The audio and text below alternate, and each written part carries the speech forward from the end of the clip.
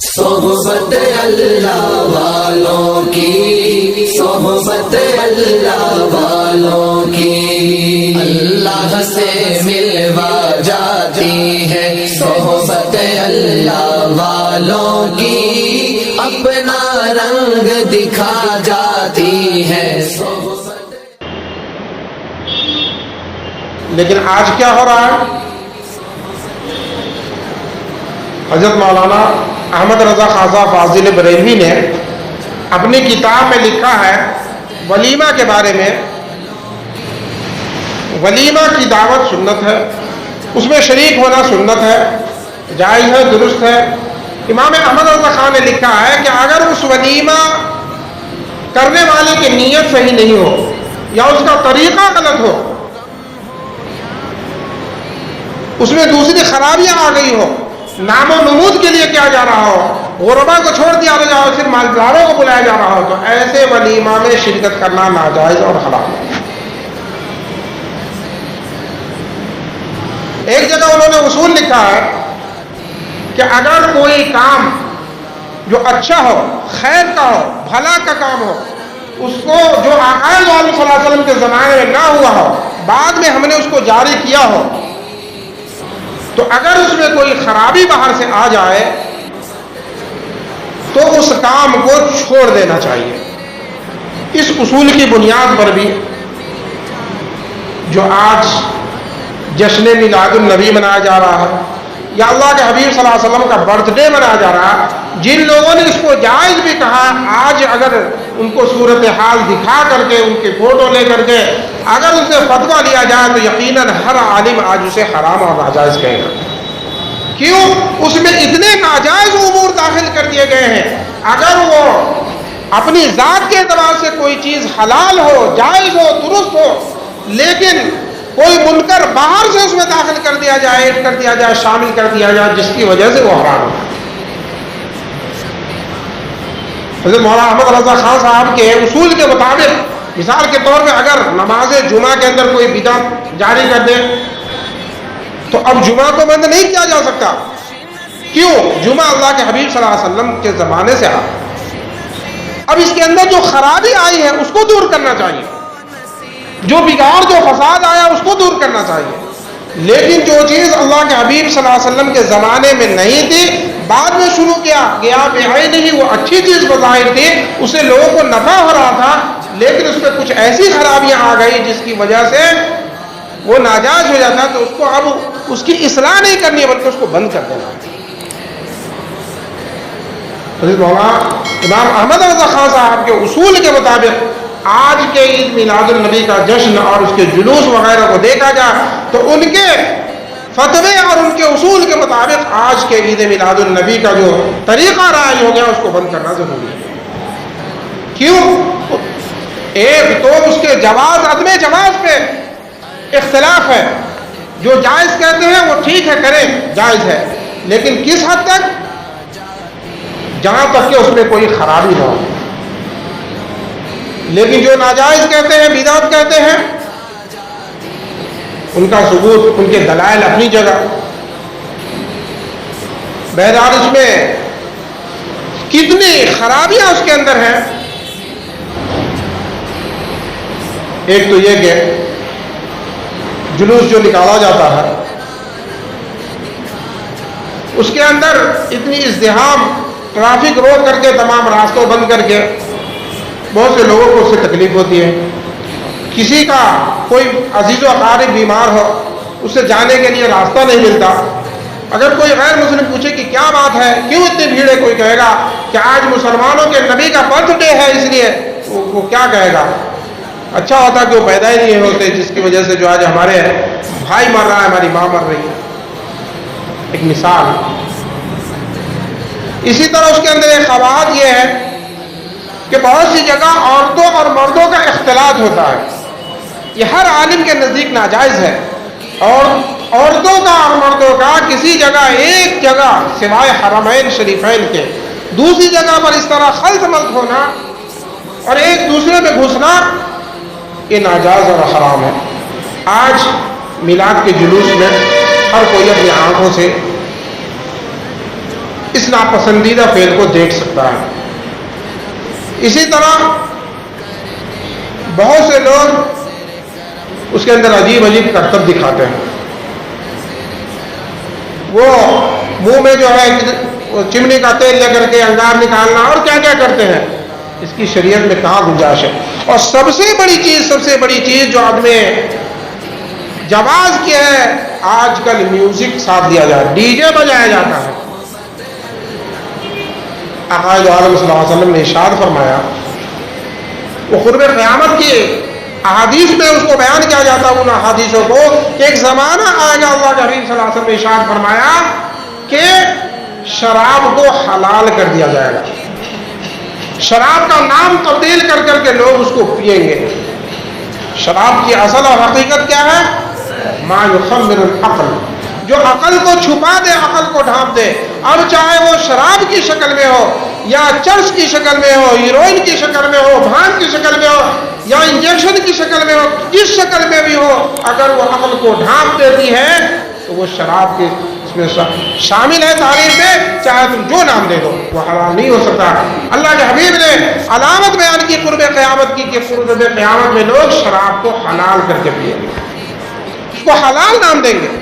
اس طرح اللہ کے حبیب صلی اللہ علیہ وسلم نے فرمایا کہ حرائر یعنی ریشم کو حلال کر دیا جائے گا۔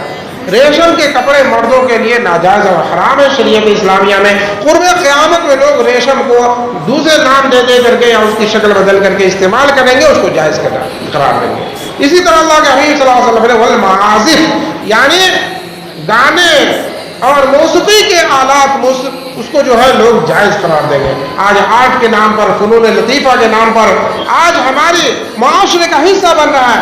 آج اس کو عیب ہی لوگ نہیں سمجھ رہے ہیں۔ ہمارے بچے اسکولوں میں ناچ رہے ہیں، گا رہے ہیں میوزک کے، اس پہ ہم اس کو برائی نہیں سمجھ رہے۔ یہ قرب قیامت کی علامت ہے۔ اللہ کے حبیب صلی اللہ علیہ وسلم نے ارشاد فرمایا کہ گانے بازوں کے آلات کو لوگ جو ہے حلال کریں گے۔ تو آج ہمارے میلاد کی محفلوں میں، ان کے جلوسوں میں یہ جو باجے بجائے جا رہے ہیں، اس کی شریعت میں کہاں گنجائش ہو سکتی ہے؟ یہ بالکل ناجائز اور حرام ہے۔ اور بھی بہت ساری قباحتیں ہیں۔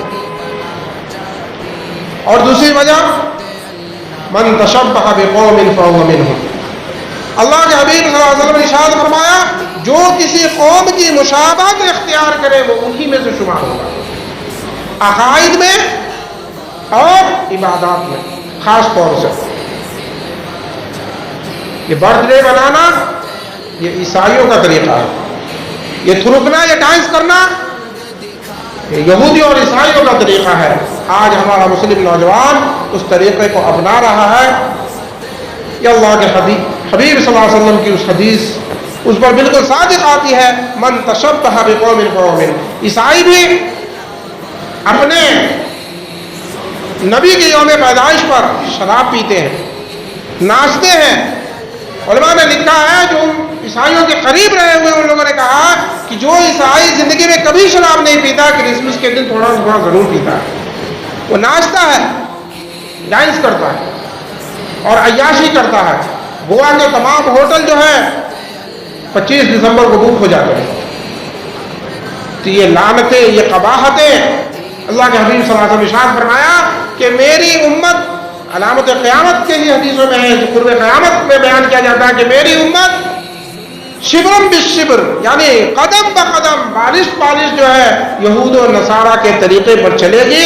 آج ہم وہی کر رہے ہیں۔ تو ہمیں دوسرے قوم کی مشابہت سے بچنا چاہیے۔ اللہ کے حبیب صلی اللہ علیہ وسلم یوم عاشورہ کا روزہ مکہ میں رکھتے تھے، پہلے وہی فرض تھا۔ اللہ کے حبیب صلی اللہ علیہ وسلم سے پہلے یوم عاشورہ کا روزہ رکھا جاتا تھا۔ کیوں؟ اس دن یوم عاشورہ کے دن خانہ کعبہ کا غلاف تبدیل کیا جاتا تھا۔ اللہ کے حبیب نے بھی رکھا، جب مدینہ آئے وہاں بھی رکھتے تھے، بعد میں پتہ چلا کہ یہودی بھی اس دن روزہ رکھتے ہیں۔ اللہ کے حبیب صلی اللہ علیہ وسلم نے کہا اچھا یہودی بھی رکھتے ہیں، پھر ہم جو ہے یہودیوں کی مخالفت کریں گے، آئندہ سے ہم 2 روزے رکھا کریں گے۔ تو اللہ کے حبیب صلی اللہ علیہ وسلم نے یہودیوں کی، عیسائیوں کی ہر قدم پہ مخالفت کی ہے، خاص طور سے عبادات میں، عقائد میں، کہ ہماری الگ شریعت ہے، ہمارا الگ طریقہ ہے، ہم تمہارے عقائد اور تمہارے اعمال افعال سے بالکل متفق نہیں ہیں۔ اللہ کے حبیب صلی اللہ علیہ وسلم کو یہ معلوم ہوا کہ یہودی لوگ جو ہیں اپنے عبادت خانے میں جب جاتے ہیں تو جوتا بہت دور، چپل بہت دور اتارتے ہیں. اللہ کے حبیب صلی اللہ علیہ وسلم نے ارشاد فرمایا میں ان کی مخالفت کروں گا، یہاں تک کہ اللہ کے حبیب صلی اللہ علیہ وسلم سے ثابت ہے کہ کئی مرتبہ آپ نے اپنے چپل کے ساتھ، اپنے جوتے کے ساتھ جو ہے نماز پڑھائی ہے. مسئلہ ہے کہ جنازے کی نماز عام طور پر باہر ہوتی ہے. علماء نے لکھا ہے کہ اگر جوتے کے ساتھ نماز پڑھیں تو جوتا کا پاک ہونا ضروری ہے، یعنی اس کے تلے میں غلاظت ناپاکی نہ لگی ہو. اگر جوتا نکال کر کے اس کے اوپر پاؤں رکھ کے پڑھ رہا ہے تو پھر جوتے کا پاک ہونا ضروری ہے. زمین اگر ناپاک بھی رہا تو نماز ہو جائے گی. جوتا پہنے ہوا ہے تو جوتا کا بھی پاک ہونا ضروری ہے اور زمین کا بھی پاک ہونا ضروری ہے. اور اگر جوتا نکال کر کے اس پر صرف پاؤں رکھ کے پڑھ رہا ہے تو اگر جوتا پاک ہے، نیچے کی زمین ناپاک ہے تو بھی نماز ہو جائے گی. تو اللہ کے حبیب صلی اللہ علیہ وسلم نے قدم قدم پہ یہود و نصارہ کے تشابہ سے، ان کے اخلاق و افعال، ان کے عبادات کو اپنانے سے منع کیا ہے. خالف الیہود والنصارى. اللہ کے حبیب صلی اللہ علیہ وسلم کا آخری وقت تھا، آپ اپنی وفات سے چند دن پہلے آپ نے ارشاد فرمایا لا تجعلوا قبری عیدا، کہ تم میری قبر کو عید نہ بناؤ. آپ نے ارشاد فرمایا لعن اللہ الیہود والنصارى جعل قبور انبیائہم مساجدا. اللہ یہود و نصارہ پر لعنت فرمائے، انہوں نے اپنے انبیاء کے قبروں کو سجدہ گاہ بنا دیا. کیا مطلب تھا اللہ کے حبیب صلی اللہ علیہ وسلم کے فرمانے کا؟ مطلب یہ تھا کہ تم میرے ساتھ یہ سلوک نہ کرنا، یہ برتاؤ نہ کرنا. ان لوگوں نے اپنے نبیوں کی قبروں کو سجدہ گاہ بنا دیا، میلہ گاہ بنا دیا. آپ صلی اللہ علیہ وسلم نے اس سے منع فرمایا. کیوں؟ حالانکہ اللہ کے حبیب صلی اللہ علیہ وسلم نے ارشاد فرمایا من زار قبری وجبت له شفاعتی، جو میری قبر کی زیارت کرے گا اس کے لیے میری شفاعت واجب ہو جائے گی. پھر ایک جگہ آپ ہم فرما رہے ہیں کہ تم میری قبر کو عید نہ بنانا. تو زیارت تو کرنا ہے. اللہ کے حبیب صلی اللہ علیہ وسلم کی آمد پر کسے خوشی نہیں ہوگی؟ اللہ کے حبیب کی آمد سے تو ہمیں ایمان ملا، ہمیں دین ملا، ہمیں اسلام ملا. آپ تو ہمارے سب کچھ ہیں. آپ اذان میں آپ ہیں، اقامت میں آپ ہیں، تکبیر میں آپ ہیں، کلمے میں آپ ہیں. آپ تو ہر جگہ آپ ہی آپ ہیں. آپ کے بغیر تو ہم بالکل ہمارا وجود ہی نہیں ہے. تو آپ کی آمد سے ہمیں کیا، پوری کائنات کو خوشی ہے. آپ تو رحمت للعالمین ہیں، کائنات کے لیے رحمت بنا کر کے بھیجے گئے ہیں. تو آپ کی آمد سے خوشی کسے نہیں ہوگی؟ لیکن خوش ہونا اور چیز ہے اور خوشی منانا یا عید بنانا اور چیز ہے. اللہ کے حبیب نے کہا میری قبر کو عید مت بنانا. عید میں کیا ہوتا ہے؟ ایک تاریخ متعین کی جاتی ہے جسے آج کی زبان میں عرس کہتے ہیں. اللہ کے حبیب نے کہا میرے قبر پہ عرس مت لگانا. عرس میں ایک تاریخ متعین کی جاتی ہے، سب لوگ اس میں جمع ہوتے ہیں. اللہ کے حبیب صلی اللہ علیہ وسلم نے اسے سختی سے منع فرمایا. تو اللہ کے حبیب مصطفیٰ صلی اللہ علیہ وسلم پوری کائنات میں سب سے برگزیدہ ہستی ہے، سب سے اعلیٰ، سب سے افضل. بعد از خدا بزرگ تو یہ قصہ مختصر، خدا کے بعد تو آپ کا مرتبہ ہے.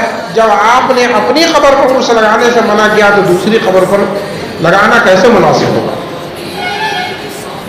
تو میرے محترم بزرگوں دوستو، یہ عید میلاد النبی کے اندر جو آج جو قباحتیں، جو شناعتیں، جو برائیاں داخل ہو گئی ہیں، اس کی بنیاد پر جو لوگ جائز بھی کہتے ہیں وہ بھی ان چیزوں کو دیکھ کر کے آج بھی ناجائز کہیں گے اگر ان سے فتویٰ لیا جائے، پوچھا جائے. کیوں؟ اس کے اندر ممنوع لغیر ہی، منکرات لغیر ہی، باہر سے ایسے خرابی داخل ہو گئی. تو اللہ کے حبیب صلی اللہ علیہ وسلم کی آمد کی خوشی تو یقیناً ہر ایک کو ہے، لیکن خوش ہونا اور چیز ہے اور وہ خوشی منانا اور چیز ہے. اللہ کے حبیب صلی اللہ علیہ وسلم کائنات کے لیے رحمت بن کر کے آئے اور آپ صلی اللہ علیہ وسلم تو اس طرح لوگوں کی تکلیف کا اتنا خیال کرتے تھے کہ ایک اعرابی، ایک بدو، ایک دیہاتی آیا اور مسجد نبوی میں کھڑے ہو کر کے پیشاب کرنے لگا. صحابہ کرام کے چہرے بگڑ گئے، چیب بھی ہو گئے.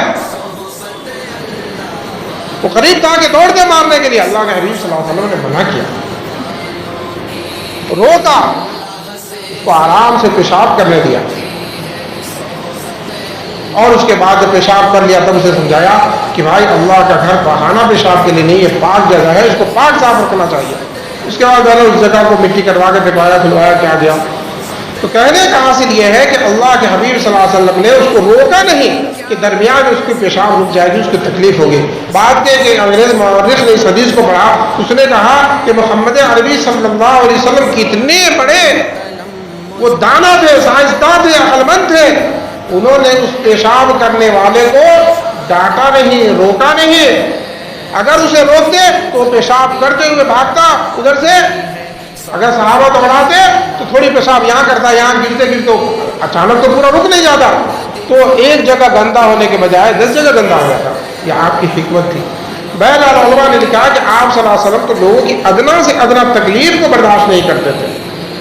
تو آج اگر ہمارے عید میلاد النبی، جو ہمارے نبی نبی رحمت ہے، کائنات کے لیے رحمت ہے، اس رحمت للعالمین کے یوم ولادت کو اگر ہم لوگوں کے لیے زحمت کا دن بنا دیں تو یہ مناسب نہیں لگتا، سمجھ میں بات نہیں آتی۔ اس لیے آپ تو آئے ہیں نمونہ بن گئے، اللہ نے آپ کی زندگی میں ہمارے لیے نمونہ رکھا ہے۔ میں نے گزشتہ جمعہ کہا کہ دیگر جتنے انبیاء آئے یا جتنے مذہبوں کے بانی آئے، کسی کی زندگی اتنی پورے طور پہ کامل مکمل ہمارے سامنے نہیں ہے جس کو سامنے رکھ کر کے ہم اپنی زندگی گزاریں۔ میں نے کہا تھا کہ کسی کو بھی نمونہ بنانے کے لیے 4 باتیں اس کے اندر ہونی چاہیے۔ ایک تو یہ کہ اس کے اندر تاریخیت ہو، یعنی تاریخی اعتبار سے پائے ثبوت کو حقیقت پر مبنی ہو، وہ جو ہے میتھالوجی پر اس کا بنیاد نہ ہو، فرضی نہ ہو۔ دوسرے کہ وہ کامل ہو، یعنی اس کی زندگی کے تمام حالات ہمارے سامنے ہو، کوئی گوشہ کوئی حصہ چھپا ہوا نہ ہو۔ اسی طرح وہ جامع ہو، یعنی طبقات انسانی جتنے افراد ہیں ہر ایک کو اپنا نمونہ اس کے اندر ملتا ہو۔ اور چوتھی چیز یہ کہ عملیت ہو، کہ اس نے عمل کر کے اس دکھایا ہو، صرف زبان سے اچھی اچھی باتیں کہا ہو نہ ہو بلکہ اس کا عمل کر کے بھی دکھایا ہو۔ اب اس معیار پر آپ تولیں پرکھیں تو اللہ کے حبیب صلی اللہ علیہ وسلم کو جو اللہ نے کہا کہ تمہارے لیے بہترین نمونہ ہے، آپ دیکھیں تو اللہ کے حبیب کی زندگی واقعی ہمارے لیے بہترین نمونہ ہے۔ آپ صلی اللہ علیہ وسلم کو چھوڑ کر کے کسی کے اندر وہ بات نہیں پائی جاتی جس کو انسان اپنا نمونہ اور سمبل بنائے۔ تاریخی اعتبار سے دیگر انبیاء کا ثبوت ملتا بھی ہے کہ اس کے اندر کاملیت نہیں ہے، جامعیت نہیں ہے، عملیت نہیں ہے۔ کسی نبی کا جوش جہاد واضح ہے تو کسی کا صبر واضح ہے، تو کسی کے اندر جذبہ توحید ہے، تو کسی کے اندر جو ہے صبر و استقامت ہے، کسی کے اندر جوش اعلاء کلمت اللہ ہے۔ الغرض مختلف انبیاء کی مختلف صفات ہیں، لیکن تمام ضرورت یہ تھی کہ ایک ایسا نبی بھیجا جائے جس کے اندر تمام صفات کا وہ مرقع ہو، تمام صفاتوں کا مجموعہ ہو، گویا کہ ایک گلدستہ بنایا جائے جس میں ہر قسم کے پھول ہو، جس میں آدم کی معرفت بھی ہو، شیخ کی خلت بھی ہو، ابراہیم کا جو ہے دوستی بھی ہو، تمام انبیاء کے تمام صفات کا ایک گلدستہ بنایا جائے اور اس کا نام محمد رکھ دیا جائے۔ حسن یوسف دم عیسیٰ بیزاداری آج خوبہ احمد عالم تو تنہا داری۔ آقائد عالم صلی اللہ علیہ وسلم تمام نبیوں کی تمام سیرت، تمام صفات، تمام اخلاق اللہ کے حبیب صلی اللہ علیہ وسلم کے اندر جمع ہوئے ہیں۔ کیوں؟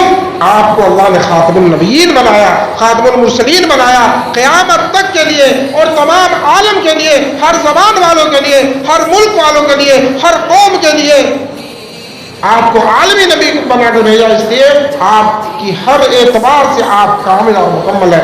آپ کی زندگی کا ہر گوشہ ہماری نظروں کے سامنے ہے۔ آپ کی مکی زندگی، آپ کی مدنی زندگی، آپ کے سفر کی زندگی، آپ کے حضر کی زندگی، آپ کے دن کی زندگی، آپ کے رات کی زندگی، آپ کی خلوت کی زندگی، آپ کی جلوت کی زندگی، آپ کے سفر کی زندگی، آپ کے حضر کی زندگی، آپ کا میدان جہاد اور آپ کا گھر، آپ کا خلق، آپ کا عفو درگزر، ہر ایک چیز ہمارے سامنے موجود ہے۔ جس پہلو سے دیکھو گے آقائد عالم صلی اللہ علیہ وسلم کی ذات کامل اور مکمل۔ پہلے نبی مثال کے طور پر آج ایک یونیورسٹی ہوتا ہے جس میں زراعت سکھایا جاتا ہے، کسی میں طب اور ڈاکٹری کی پڑھائی ہوتی ہے، کسی میں جو ٹیکنیکل کی پڑھائی ہوتی ہے، کسی میں انجینئرنگ ہوتی ہے۔